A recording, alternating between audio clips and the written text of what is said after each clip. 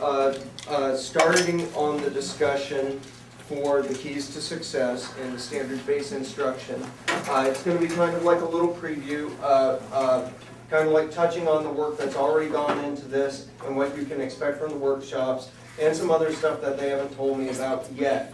Before we get started, I'd also like to say hello to one of our instructors who's going to be working at First United as a volunteer instructor, Knutson.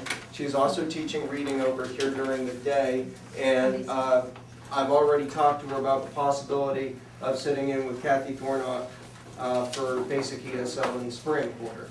So we're excited to have First United Methodist on the ground, and I may be reaching out to you to get in touch with them and share things with them. They're volunteer instructors, but there are instructors now too. They're part of our family.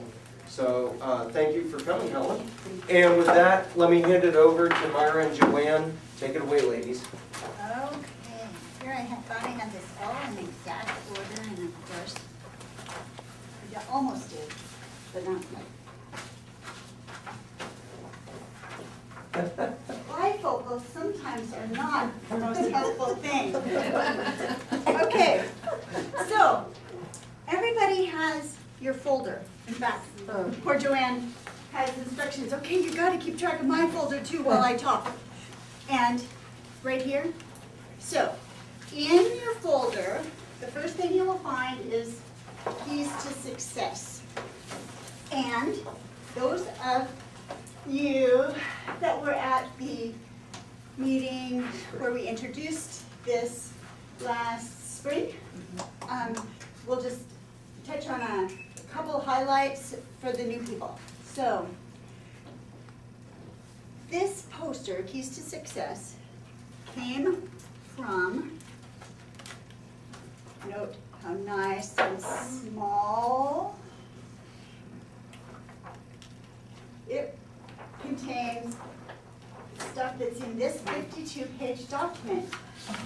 So, the hope is to simplify, not to change any of the content, but to put it in everyday wording to where it can be used easily, readily, and be at your fingertips.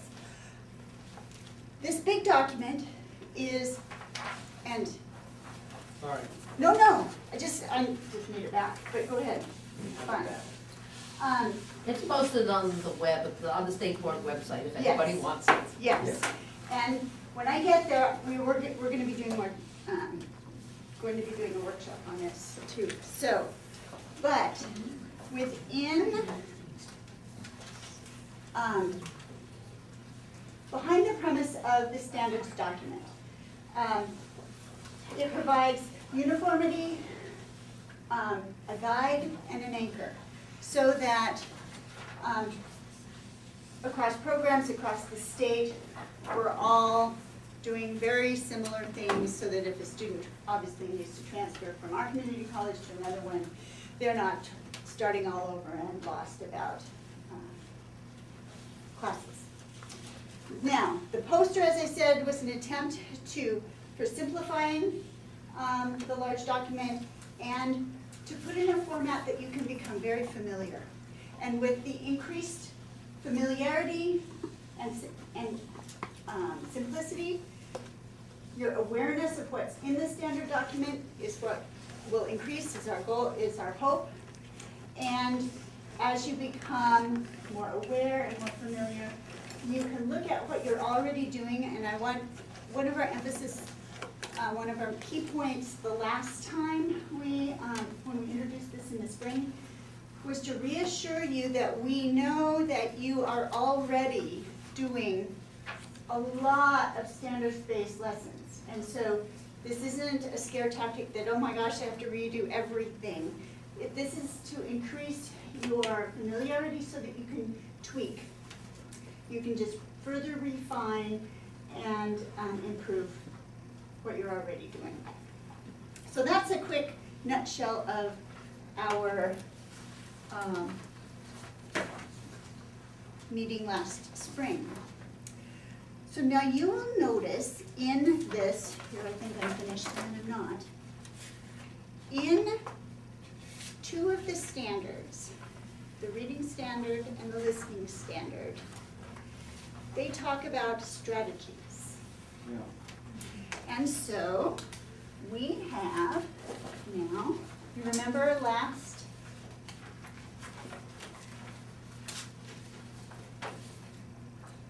here, this is where, do you want to pass those out? You remember last spring, we handed out these long lists, and one was listening strategies, and one was reading strategies, and we asked all of you to, in essence, vote on, in your experience, which ones you found the most useful with your students, which ones are the most important, so to speak. And you gave your feedback to us, and Joanne, bless her heart, compiled all your votes, and we came up with the second poster that is in your folder here, which is these strategies for success.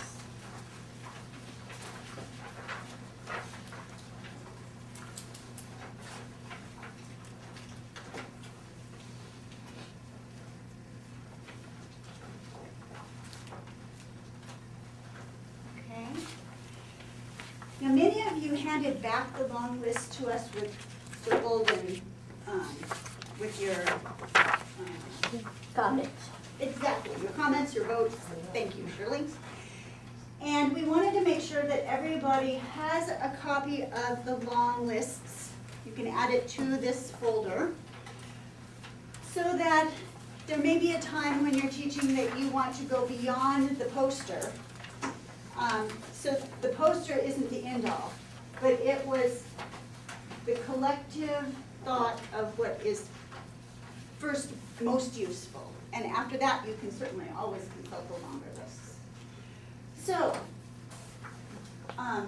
you'll note as you read through these strategies, there's 10 reading and 10 listening. But in order to accommodate the variety of opinion, you'll notice that we combined a few that seem to go together well, so that we can sneak in here well over 10 of each. So, the other thing I want you to notice with the strategies is there's a parallel theme, not with every single one, but with some of them that apply to both. So I want you to take note of that.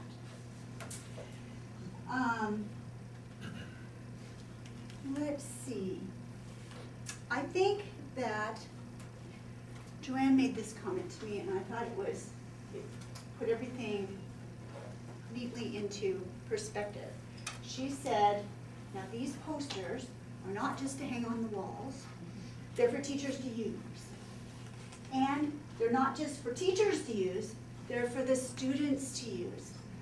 So by the time classes start on Monday is the goal, or is very soon thereafter, there's going to be a poster-sized version of the keys and the strategies in every classroom. And as soon as this last one is back from translation, there will actually be 4, because each poster one will be in English and in Spanish. So the idea is to have them in every classroom, both as a reminder for us, but also to make it easier to pull the students into this partnership. That it's not just all of our responsibility, but they need to participate. For example, if we want to create the habit, well, I've read this passage, this section 3 times and I still don't understand.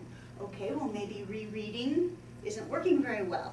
Let me look at the list and choose another strategy and see if that will help. So, anyway, are there any questions so far? Okay.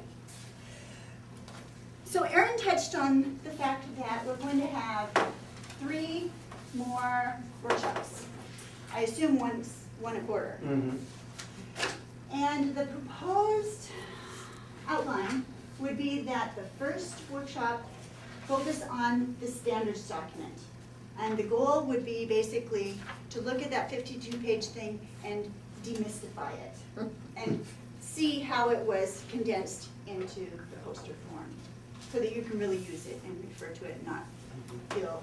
I remember the first time Carla Shearer showed it to me, it's like, ooh, let's D6 this thing. Because it's intimidating by its mere size. The second workshop would be to focus on the curriculum framework, and again, to demystify that. Now, the curriculum framework is another large document that was created to tandem and support, it's a supporting document to the standards document. There's one curriculum frameworks document for speaking, one for listening, one for reading, writing, and math. So the goal of that workshop would be to, again, demystify it to where you could actually use it. Within that, there are examples of curriculum, of standards-based instruction, so that it could be yet another tool for you to use. The third workshop, spring quarter, the proposal is to focus on the results of Nadia's efforts that bring, you erased your beautiful picture. Yeah, my bowling balls. Yeah. That once Nadia has collectively done the standardization of our classes according to level, that we would have a workshop on that to see how this all comes together. So, and that would cover the must, as Erin said, the musts, the shoulds, and the coulds if you have time. So, anything else so far? Keep covered pretty good. Yeah, she's my sidekick. Okay, if I forget anything. I want to end mentioning 4 concepts, 4 terms that kept coming up at the speaking and listening cadre. The first was contextualized. Contextualized lessons. And by contextualized, we mean lessons within the student's experience, so that they, it means something to them. The other word is authentic, which basically means real life. And really, contextualized and authentic go hand in hand. But authentic, I've also heard it in the academic world as called realia. There's several terms, but basically using materials that are really out there and are not just formulated for the classroom. They're real life things. The next word is interactive. Having interactive type lessons, game-like lessons, because the research shows, I remember this from my master's program, that the research shows that if you also manipulate the grammar concept or the whatever it is you're learning in a game-like fashion, it's remembered better. So contextualized, authentic, interactive, and transparent. And by transparent, they mean that it's clear both to the teacher, but also to the student of where you're going with your lesson and why. So, I just want to reiterate Joanne's encouragement about the posters. They're not just wallpaper, they're to use, not just with the teachers, but the students as well in partnership. And then I would ask that in your folders, you now have at least 3 things. You have the keys, the strategies, and the 2 long lists of strategies, the reading strategies and listening strategies. Please label this such that you will remember, so that for each of the subsequent workshops, you bring this folder with you, because we're going to give you more materials to add to it. And some of the materials will be thick, such that we won't want to pass them out at every single workshop. We want you to have them in, with you and in a succinct place. So, We're also going to make a space on the commons, like the curriculum directories. That is going to contain a lot of these materials as well. We're gonna scan them in or put them in there. So if you lose it, or burn it, or give it to your dog to play with, you can actually download it and print it out if you again. burn it, just don't tell me, and I'll be happy. And Erin, my suggestion would be that we will, to these additional ones, let's add the long list of reading and long list of, and then let's collect these so that you can, or Alicia, you can hand each of the teachers that weren't able to be here today, they can each have a copy so that they will have it to bring to the other workshops. And maybe we might even want to have this ongoing such that a new teacher comes in. They could be handed this. Yep. So, Yep. any questions? Not questions, observation. I was looking at the listening and the reading one, and I was noticing that the reading one does talk about intonation and, the listening one talks about intonation and making sense of the sounds and so forth. But the reading one doesn't talk about punctuation and how you make those inferences of what the sound or the underlying emotion might be for it. And that's the main difference between reading and listening in the first place.